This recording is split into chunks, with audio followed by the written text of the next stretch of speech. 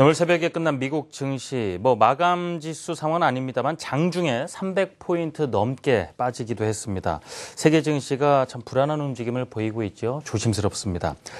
반면에 대부분 선진국 국채 금리 아시겠지만 사상 최저 수준으로 내려와 있습니다. 우리나라 국고채 금리도 비록 3년물이긴 합니다만 어제 사상 처음으로 1%대에 진입을 한 상황입니다. 증시가 빠지고 국채 금리가 내려가면서 국채 가격이 올라간다. 전 세계적으로 안전자산 선호 경향이 갈수록 심해지고 있는 상황이라고 봐야 되겠는데요. 왜 투자자 성향이 안전자산으로 빠르게 옮겨가고 있는지 그 이유를 오늘 좀 확인을 해보는 시간 마련했습니다. 한국경제신문사 한상춘 논설위원 나와 계십니다. 위원님 어서 오십시오. 네, 안녕하십니까. 안녕하십니까. 한동안 잊혀졌던 투자자 성향에 대해서 이제 언급이 나오기 시작합니다. 안전자산과 저희가 위험자산 얘기하면서 성향이 이렇게 옮겨간다는 얘기를 하는데 투자자 성향 어떻게 분류가 되고 있는지부터 정리를 했으면 합니다. 위원님. 네, 오늘 긴급 진단에서 다우지수가 300포인트 넘게 폭락했다. 그래서 마감으로는 한 186포인트 떨어지긴 했습니다는. 오늘 2시부터 사실 어제부터 좀 미국 증시가 상당히 어렵었거든요. 왜냐하면 어제도 마감 지수는 그렇게 떨어지지 않았습니다는 변동성이 한 400포인트 됐지 않습니까? 그래서 오늘 시장이 좀 불안할 거다 해서 2시부터 지켜봤습니다는 사실 지방 가기 때문에 늦게 와서도 2시부터 지켜봤습니다는 우리 시간으로 정확히 한 3시 40분경에 미국의 다우지수가 350포인트 정도 폭락하는 이런 양상을 보였었거든요. 만약에 베이직북 발표가 되지 않았다면 사실 400포인트 넘게 빠질 수 있는 이러한 시장의 모습이었다 이렇게 보시면 되는데요. 그래서 장중한 때 떨어졌던 걸 가지고 300포인트 넘게 이렇게 자막을 잡았습니다. 사실 이런 가운데 투자자의 성향에 대해서 이제 근본적으로 검토하기 시작하는데요. 한동안 이렇게 투자자 성향에 대해서는 그렇게 많은 전문가들이 여기서 나오지 않았었죠. 그래서 원론적인 얘기나 있습니다는 다시 한번 좀 이게 계속해서 나오기 때문에 좀 공부 좀 한번 해보겠습니다. 다 아시겠습니다는. 그래서 위험자산, 주식과 같은 위험자산을 선호하는 것은 리조트 투 리스크다, 위험에 기댄다 이런 표현을 쓰죠. 그런 반면에 flight quality 내지는 flight to safe asset 이런 표현을 쓰는데요. 이건 채권과 같은 안정자산을 선호하는 경향이다 이렇게 보였습니다. 사실 그래서 이 주식과 채권, 재테크에서 보면 양대 산맥이죠. 그래서 자금이 어느 쪽으로 가느냐에 따라서 항상 great라는 표현을 쓰죠. 그래서 시청자 여러분께서 작년 연초까지만 해도 이 투자자 성향이 이때 나올 때 채권에서 주식으로 가지 않겠느냐. 이제 위기가 풀린다. 위기가 풀리다 보니까 위험에 대해서 투자자의 느끼는 민감도가 떨어진다. 그러면 주식을 과감하게 잡는다. 그러면 지난 위기 과정에서 안정자산 선원인 국채를 많이 이렇게 투자했는데요. 사실 그쪽에 자금이 빠져서 주식 쪽으로 가지 않겠느냐 해서 이거를 GR, Great Rotation이라는 표현을 썼습니다. 올해 연초까지만 해도 미국 증시에 보면 사실 제라미 시겔이라든가 이런 분들이 다우지수가 한 2만 포인트 달성할 것이다. 또 미국 경제가 세계에서 유일하게 버틸 것이다. 또 지금 이제 월드뱅크에서도 그런 쪽의 예상이 나왔고 진행자께서도 아침에 전해주셨습니다는. 그러다 보니까 사실 연초까지만 하더라도 올해 미국 증시는 힘들더라도 Great Rotation, 소위 콰이자이 Great Rotation, 엷은 형태의 Great Rotation에서 차익권에서 주식 쪽으로 가지 않겠느냐. 더더구나 미국의 금리 인상까지 이렇게 되다 보니까. 그러나 최근에 보면 미국의 월가에서도 리버스 로테이션 내지는 리버스 그레이트 로테이션 해서 주식에서 자금이 빠지고 오히려 국채 쪽으로 가는 이런 현상이 돼서 지금 다우지수의 변동성이 상당히 커지고 계속해서 주가가 떨어지는 이러한 요인으로 작용한다. 이렇게 보시면 되겠습니다. 지금 최근 들어 안전자산에 대한 선호 경향이 높아져 있다는 분위기는요.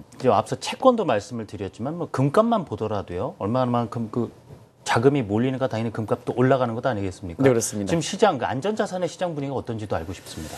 지금 세계적으로 보면 세계가 하나가 되기 때문에 안정자산은 어느 쪽으로 분류될까 하는 측면에서 보면 역시 미 달러와 그다음에 미국의 국채 그리고 사실 금을 이렇게 3대로 이렇게 볼렸었지 않냐 이렇게 봅니다. 그런 측면에서 최근에 미국의 달러 페리티 지수 같은 경우에는 오늘 새벽에 끝난 뉴욕 외환시장에서 달러 페리티 지수가 한 92 정도. 그래서 78, 79에 대비해서는 한 10% 이상 이렇게 올랐죠. 그런 과정에서도 달러가 안정 통화로서 부각되고 있는 것은 지금 사실이다 하는 걸 말씀드립니다. 물론 이제 질적으로는 상당히 변하고 있습니다. 나중에 좀 말씀드리겠습니다. 그런 측면에서 지금 달러가 좀 안전 통화로서 부각되는 상황이다 이렇게 보시면 되겠고요. 또 한 가지 역시 가장 크게 안정자산으로 부각되는 것이 미국의 국채입니다.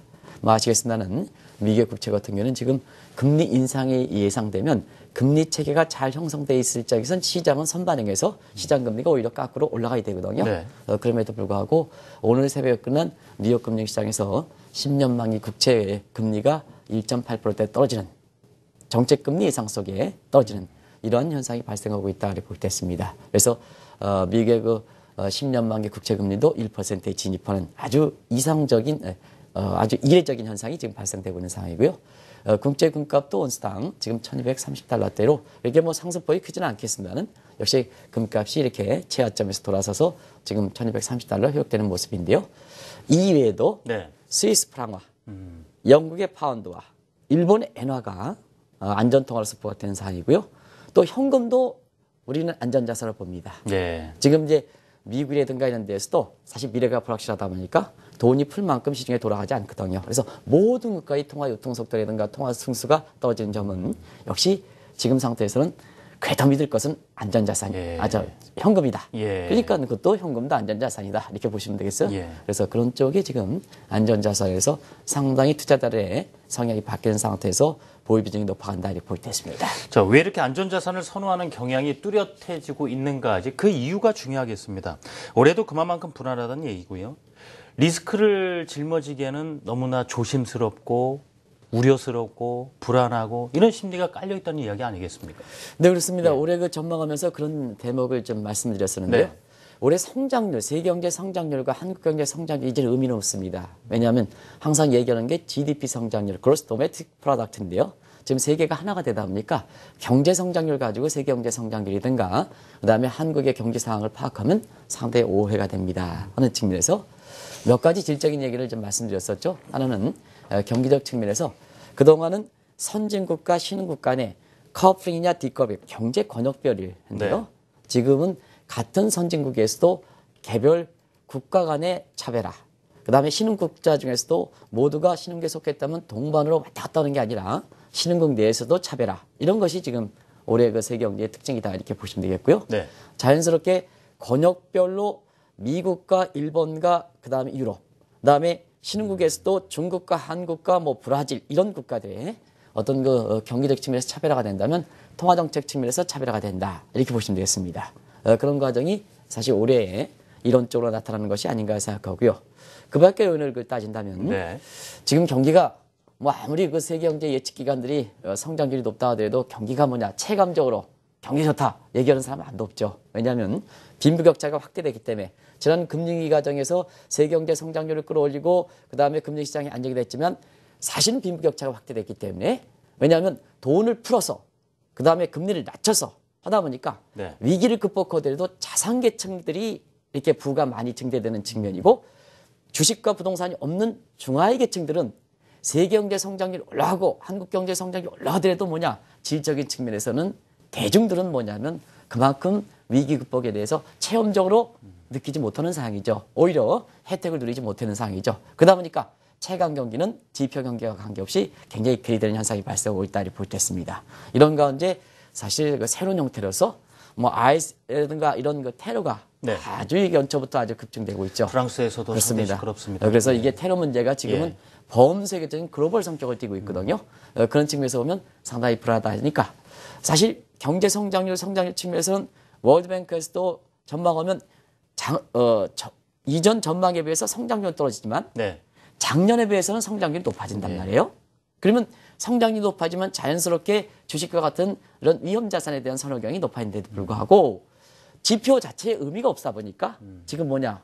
자, 국민 대다수 입장에서는 사실 한국에 지금 한번 보시기 바랍니다. 뭐가 믿을 수 있는 게 있습니까? 뭐가? 심리적인 요인이 그만큼 많이 뭐가 믿을 수 있는 게 없습니까? 연일 저렇게 무슨 뭐 일부 사람이 근거가 없는 얘기들 해가지고 막 해서 방송에서 떠들고 무슨 뭐 어린이집 사건 이렇게 떠들면 뭐가 믿는 게 있습니까? 그러다 보니까 예를 들어서 이렇게 안정자산에 대한 선호 경향이 높아진다 이렇게 보시면 되겠습니다. 예. 자, 이 안전자산 앞서 뭐 그 채권이라든가 금이라든가 달러라든가 또 그 외의 그 안전통화들 언급해 주셨지만 그 움직임을 자세히 보면 유독 눈에 띄는 것이 바로 이 국채 이 금리 부분입니다. 미국 10년물 같은 경우에도 한 3, 4개월 전에 2% 중반대 머물러 있었는데 그렇습니다. 지금 1.8%까지 굉장히 빠르게 내려왔단 말이죠. 네. 예. 사실 이 대목이 이해되지 못하는 대목이죠. 왜냐하면 두 가지 측면에서 네. 하나는 미국의 금리 인상이 된다. 그러면 자연스럽게 시장 금리 올라가야 되고 네. 국채 가격이 떨어져 있죠. 네. 아마 이런 쪽으로 이렇게 생각할 겁니다. 또 한 가지는 지금 지난 6년 동안 위기 과정에서 사실 정부의 재정 지출의 정책이 위기 극복이라든가 경기 회복의 효과가 통화 정책보다 크다 보니까 이거부터 집중적으로 쳤거든요. 그러다 보니까 지금 세계 각국들의 재정 사정이 그렇게 여의치 않습니다. 국가 채무가 상당히 많은 상태에서 자, 국가 채무가 많으면 어떻습니까? 채권을 버려야 되지 않습니까? 네. 채권 버리면 채권 가격이 떨어지고 오히려 금리가 높아져야 되지 않습니까? 그럼에도 불구하고 지금 안정자산에 대해서 미 달러와 아까 말씀드린 미국의 국채를 비롯해서 이렇게 국채 그다음에 금 이렇게 세 가지 안정자산 대표적으로 이렇게 얘기했지만 그중에서도 아이러니컬하게 네. 국채가 지금 말씀하신 대로 가장 안정자산으로 선호된다 이렇게 볼 때 있습니다. 그러다 보니까 지금 안정자산, 안정국채에 대해서 선호 범위가 종전보다는 다릅니다. 종전에는 선진국 국채만 됐지만 네. 지금은 신흥국 국채도 편입된 상태입니다. 그래서 중국의 국채, 경우에 따라서는 한국의 국채 네. 전부 안정자산에 포함되어 있는 것이 지금 모습이다 이렇게 볼 때 있습니다. 이런 국가들의 국채금리는 대부분 다 지금 사상체전이죠. 연일 사상체전이라는 표현을 쓰죠. 예. 그런 측면에서 아시겠습니다. 이렇게 연일 사상체전으로 떨어졌다는 것은 반비례 관계인 국채 가격은 사상 최대 수준이다 이렇게 보기도 했습니다. 그런 측면이 지금 나타나는데요. 왜 이런 현상이 발생했을까 하는 측면에서 보면 일단 돈 많이 풀었습니다. 네. 근데 안정자산에 대한 선택 범위는 적죠. 그죠? 그러다 보니까 자 여러분 생각해서는 국채는 미국의 금리 인상이 된다. 그다음에 그 국가 채무가 근본적으로 재정의 건전이 어렵다 하더라도 돈은 많이 풀었으니까 네. 또 대신에 안정자산에 대한 선택 범위가 굉장히 좋아졌으니까 자금이 몰려 들어가겠죠. 네. 몰려 들어가겠죠. 그러다 보니까 금리는 확실하게 떨어지고 그다음에 채권 가격이 올라가는 이러한 현상이 발생하고 있다 이렇게 볼 때 있습니다. 역시 네. 그동안 위기과 과정에서 돈을 너무 많이 풀다 보니까 금리의 기능이 없어지게 되고 금리의 기능이 없어지는 상태에서 시청자분이 이렇게 정상적인 이론으로 생각한다면 미국의 금리 인상하면 시장 금리 올라간다. 그다음에 재정 적자라든가 국가 채무가 많으면 사실 시장 금리가 올라간다. 이런 쪽에 과거에 배웠던 이론으로 생각하면 안 된다. 네. 이것이 뉴노멀 현상이다. 그리고 굉장히 비정상적인 행위다. 그래서 정책 당국에서 비정상적 대책을 하면요. 시장에서는 시차를 두고 비정상적인 비이성적인 행위를 한다 이렇게 보시면 되겠습니다. 그래서 채권 시장에서도 비이성적인 그 과열 이런 얘기가 증시 쪽에 나타났었는데요. 네. 바로 채권 쪽에서도 그런 현상이 나타나는 것이 지금 모습이다 이렇게 볼 때 있습니다. 그럼 금리를 두고 지금 시점에서 생각을 해보겠습니다. 미국이 이 금리, 기준금리를 올릴 것이다라는 건 이미 기정사실화되어 있는 부분인데 그렇다면 달러 조달 비용도 올라갈 것이고 해서 달러 강세가 당연히 나타나지 않겠습니까? 그런데 시장금리가 이렇게 떨어지면 실질적으로는 달러 조달하기가 그렇게 어려워지진 않는단 말이죠. 그렇다면 달러 강세, 이 슈퍼달러 시대가 도래한다는 것은 거의 어려운 일 아닌가 이런 생각을 또 지금 시점에서 해보게 되거든요. 예, 그렇습니다. 예. 아주 중요한 지적을 했습니다. 우리 이렇게 금융계 종사하시는 분도 이 슈퍼달러 얘기를 많이 하지 않습니까? 일단 슈퍼달러라는 것은 모든 상황에서 달러가 강세된다. 첫 번째 요건. 네. 두 번째는 달러 페리티 지수를 볼 때는 최소한 20%가 상승해야지 사실 슈퍼달러라는 용어를 쓸 수가 있다는 걸 말씀드리는데요. 이 조건에 아직 충족되지 못한 상태거든요. 왜 충족되지 못했느냐? 두 가지입니다. 일단 달러 페리티가 올라가더라도 10% 정도뿐이 안 올랐습니다. 첫 번째 요건. 네. 두 번째는 최근에 달러 페리티 지수가 90으로 올라간 데는 작년과는 질적으로 좀 다른 측면이 있습니다. 작년에는 엔화 약세분에 있어서 달러 강세인데요. 최근에는 엔화가 주춤하고 있죠. 네. 이런 상태에서 유로 약세에 따라서 달러 강세. 그리고 외국 자본 이탈이 심한 신흥국 대비해서 미 달러가 강세를 보이는. 그게 뭐냐? 달러 강세 부분이 미국의 펀더멘탈 측면. 예를 들어서 정책금리 인상이라든가 미국의 펀더멘탈을 반영하지 못하는 측면에서 반사적 측면이 있다는 의미입니다. 자, 왜 그러냐면 작년에 달러 강세가 되는 것은 일본의 아베노미스 돈푼거에 의한 반사적인 부분. 네. 이 대목을 왜 슈퍼달러 오느냐 이 부분을 굉장히 염두에 두셔야 되거든요. 그런 측면에서는 받치지 못한다면 올해 같은 현상이 나타나는 겁니다. 올해 같은 경우는 엔달러 환율 오늘 뉴욕 그 외환시장에서 보면 마감으로는 117엔대 같지만 장중한 때는 116엔대를 갔단 말이에요. 이건 뭐냐? 올해 130엔, 140엔 간다. 대부분 전문가들이 이게 떠들었습니다. 상당히 이례적인 모습이죠. 굉장히 잘 그렇죠? 그럼 반면에 달러 유로 환율은 1유로에 1.18달러에서 유로화 초약세거든요. 그러면 작년에는 일본의 아베노미센 특사부는 달러 강세고 올해는 뭐냐? 유럽이 대대적으로 오늘 김현격께서도 대대적으로 돈 풀 수 있는 법적 근거가 확대됐다. 이러다 보니까 네. 유로 약세에 대해서 달러 강세 부분이거든요. 이런 부분이거든요. 그래서 미국 경제의 정책적인 요인의 금리 상승 요인 이런 거라든가 미국의 펀더멘털 측면에서 받쳐주지 못하는 성격도 많다는 걸 말씀드리거든요. 네. 그러다 보니까 시장의 초점이 바뀌면 어떠냐. 예를 들어서 미국의 금리 인상 속에 시장 금리가 오히려 떨어지는 미국의 국채금리 1.8% 떨어지면 사실 달러라든가 국제 캐리 자금이라든가 이런 게 흐르는 데는 미국의 정책금리보다는 시장금리가 더 큰 역할을 하는 거거든요. 네. 그러면 금리 인상이 된다. 자, 시청자를 한번 보겠습니다. 미국의 정책금리가 올라간다. 하면 대부분 다 달러 강세된다. 이렇게 하지만 시장금리는 거꾸로 안정자산 선언 때문에 떨어진다. 그러면 달러 강세가 안 된다는 얘기죠. 그래서 오늘 그 새벽에 끝난 뉴욕 외환시장에서는 엔달러 환율이 장중한 때 116엔대로 떨어지는 배경이고 어제 뭐냐. 대부분 다 이렇게 달러 강세 속에 원달러 환율이 1200원 간다. 그 다음에 원달러 환율이 1120원 갈 때 달러 더 매입하세요. 해저지 않고. 하지만 사실 국내 외환시장에서 어제 보면 원달러 환율이 1070원대로 다시 떨어지는. 물론 이제 너무 원화 절상이 되면 우리 수출 경기 어렵기 때문에 정부가 오히려 거꾸로 환율을 좀 올리려는 구두 개입 때문에 1080원대 초반에서 마감이 됐습니다는 장중한 때 1080원대로 그러한 1070원대로 떨어지는 이런 모습이 보이고 있거든요. 네. 그런 측면에서 보면 사실상 미국의 정책금리도 이렇게 시장이 흐름 변동이 되면 굉장히 어렵겠습니다는 금리 인상이라는 부분이 사실상 정책금리가 올린다 하더라도 투자자 행위는 시장금리가 더 중요하다. 그러면 미국의 정책금리 인상 예상 속에 시장금리가 떨어지면 우리가 일부에서 얘기하는 것처럼 슈퍼달러가 오기에는 상당히 힘들다 하는 것을 말씀드립니다. 네. 그러면 이런 시각도 한번 보겠습니다.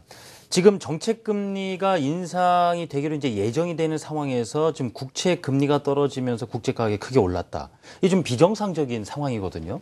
그렇다면 국채시장에 거품이 끼었다, 과열됐다라는 인식이 퍼지게 되면서 앞으로 국채 가격이 역으로 폭락할 가능성도 한번 생각을 해봐야 되지 않는가 하는 부분이거든요. 아주 그 좋은 지적을 했습니다. 제가 2007년대에 미국에서 이렇게 그 활동할 때 이렇게 보면 당시에도 사실상 그게 채권 부분에 대한 덤핑 우려가 제기된 상황이었거든요. 왜냐하면 저금리 속에 채권 가격이 너무 올랐다 보니까 그러다 보니까 그때 당시에 2008년대에 서프라임 같은 이런 사태가 딱 터지다 보니까 고무풍선이 완전히 부풀린 상태에서 칼자국이 딱 조금 되니까 고무풍선이 터져버리는 이런 현상이죠. 책을 보면 진행자께서도 경제시견이었기 때문에 잘 지적하셨으면 국채금리와 국채가격은 반비례 관계가 있다. 잘 아실 겁니다. 그러면 국채금리가 사상 최대다. 반비례 관계된 국채가격은 사상 최대다. 그러면 자 지금 상태에서 보면 시장금리가 사상 최대다 하는데요. 경제 펀더멘털 측면에서는 그만큼 건전하느냐? 이렇게 보면 건전하지 않죠. 대부분 그렇지 않습니까? 뭐 미국 경제가 유일하게 버틴다 하더라도 미국 경제 성장이 아직도 2%대거든요. 잠재 성장 수준에 비해서는 아직도 많은 이렇게 밑돌고 있다는 상황입니다. 그래서 세계에서 유일하게 버티고 있다 하던데도 미국 경제도 올해 뭐 잠재 성장을 웃돈다 해서 세계 경제 성장률이 미국 경제 성장률이 3.3% 간다 하는 건 나중에 지켜볼 문제입니다. 지금 상태에서 보면 미국 경제가 받친다 하더라도 사실 펀더멘털 측면에서는 이렇게 잠재 성장률 밑도는 상황이거든요. 그럼 뭐냐? 결국은 채권 시장의 가격도 사상 최대가 되는 것도 결국 사람을 얘기하면 자기 생얼이 아주 생얼굴이 좋은 모습이 되지 않고 화장 덧칠해서 아주 화장 분칠을 많이 했다는 얘기입니다. 그러면 외부 사람이 보기에는 상당히 아름답다 하더라도 왜냐하면 외부 사람이라는 건 투자했다는 사람 입장에서는 투자 수익이 상당히 높고 관련돼서 국채 보유가 많은 사람들은 노력하지도 않고 뭐냐면 평가이익이 많이 되는 이런 모습이 보이다는 정작 국채시장에서 보면 펀더멘털 생활이 따라주지 않은 상태에서 화장 덧칠을 많이 했다 보니까 굉장히 갑갑하다는 얘기죠. 갑갑하다는 얘기 때문에 이게 바로 채권 부분에 대해서 거품이 발생했다 이렇게 보이겠습니다. 그런 측면에서 이럴 때는 사실 그 제닛 앨런이라는 사람이 현명한 학자다 이렇게 보이는 것은 앞으로 금리를 올리다 하더라도 시장 상황을 보겠다. 파이낸셜 마켓 컨디션을 보겠다 하는 것도 바로 이 정평이거든요. 만약에 이런 대목에서 사실 느닷없이 정책 금리를 올리면 어떠냐 하면 그 거품이 터지는 채권 덤핑 현상이 발생한다는 얘기입니다. 네.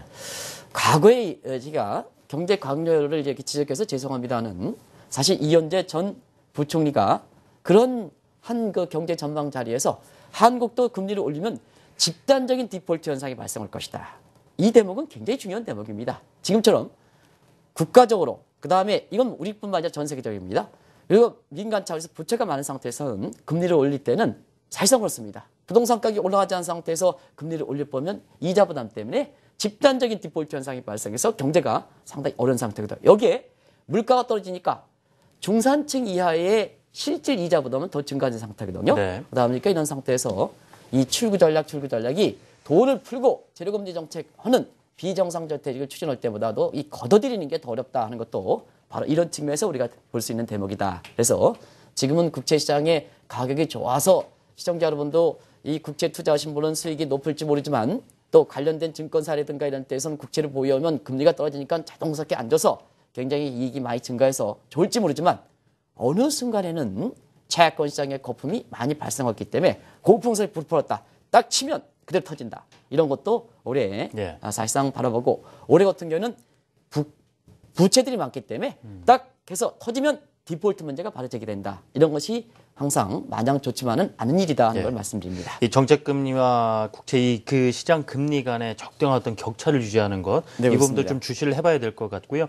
마지막으로 짧게 여쭤보고 싶은 것이 이 한국도 3년물이긴 합니다만 지금 1%대 진입을 한 상황이기 때문에 왜 이런 현상이 발생했는데 우리만의 또 분위기가 있는 것인지 이 부분도 한번 좀 짚고 마무리했으면 합니다. 예, 우리 경제 성장률 어쨌거나 3%대 유지하거든요. 네. 소비자 물가 상승 1%대라면 사실 이게 3년물이긴 하지만 이 1%대 진입하는 건 아주 이례적인 현상입니다.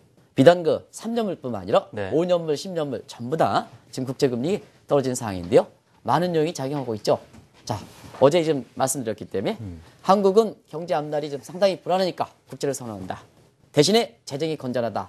외국 사람이 사실상 한국에 자금이 들어오더라도 국채를 선호하는 이런 현상이 지금 발생하고 있죠. 네. 여기 상태에서 사실 뭐든지 그렇습니다. 아무리 이렇게 그런 의도가 없다 하더라도 시기적으로 민감할 때 이렇게 대통령께서 금리 인하의 적시성 이렇게 얘기할 때는 사실 시장에서는 어제 말씀드렸다시피 그걸 받아들일 수밖에 없다는 얘기거든요. 그렇지 않습니까? 그런 측면에서 보면 이런 것이 결부돼서 국채 금리가 3년물이긴 하지만 1% 떨어지는 그래서 세계 시장과 지금 같이 가는 현상인데요. 한 가지 말씀드리면 이런 과정에서 사실상 시청자 여러분도 국채에서 지금 뭐든지 인기를 끌고 있고 있습니다는 사실 어느 순간에는 이렇게 상당 부분 상황이 돌변할 수 있는 소지 이런 것도 반드시 좀 염두에 둬서 우리 국채에서 보면 많은 사람들이 지금은 수익이 갖다 보니까 국채에서 유행처럼 입에 그냥 아주 달고 다니십니다. 근데 어느 순간에는 이것이 많이 국채분의 거품이 많이 발생했다 보니까 순간 돌변할 수 있다는 리스크 관리에도 굉장히 신경 써야 된다는 걸 말씀드리고 싶습니다. 자, 오늘 투자자 성향, 확실히 위험자산에서 안전자산을 선호하는 성향은 뚜렷한 가운데 특히 국채 같은 경우에 이 정책 금리와 다르게 격차 벌어지면서 내려가는 부분에 대해서는 어느 정도 보면 경계할 부분도 있다라는 것도 말씀을 나눠봤습니다. 지금까지 한국경제신문사 한상춘 논설위원이었습니다. 위원님 감사합니다. 네, 고맙습니다.